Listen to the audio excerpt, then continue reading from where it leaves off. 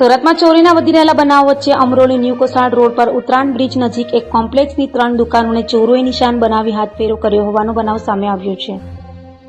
સુરતમાં સતત ચોરીની ઘટનાઓ બની રહી છે, ત્યારે સુરતના અમરોલી વિસ્તારમાં ચોરીની ઘટના બની હતી। અમરોલીમાં ન્યૂ કોસાડ રોડ સ્થિત અમરોલી ઉત્તરાયણ બ્રિજ પાસેના સંકેશ્વર કોમ્પ્લેક્સની 3 દુકાનોમાં ચોરો ત્રાટક્યા હતા અને દુકાનોના શટર તોડી દુકાનોમાં પ્રવેશી રોકડ સહિતની મત્તા પર હાથફેરો કર્યો હતો।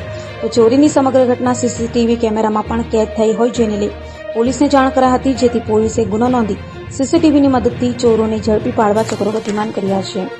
મારું છે મારી અહીંયા શંખેશ્વર કોમ્પ્લેક્સમાં દિત્યા એન્ટરપ્રાઇઝ નામની ઓફિસ છે।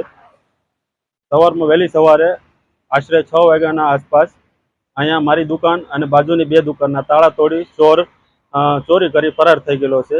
મારી દુકાનની અંદર કશું ના હોવાથી કશું લઈ નથી ગયેલો, પણ બાજુની દુકાનમાંથી કેમેરા, રોકડ રકમ, સોનાની વસ્તુ આવું ઘણું બધું લઈ અને ફરાર થઈ ગયેલો છે।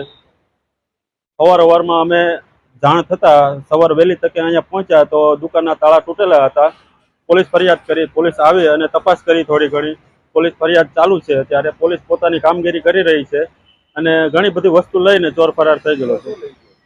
કેમેરો લઈ ગયેલો છે, રોકડ રકમ લઈ ગયેલો છે, એક સોનાની વસ્તુ હતી ઘણું ખરું લઈને વયો ગયેલો છે। સવારમાં આશરે 6 સવા 6 ટાઈમ હતો। 6 સવા 6 ટાઈમે આવીને ચોરી કરીને નાસી ગયેલો છે।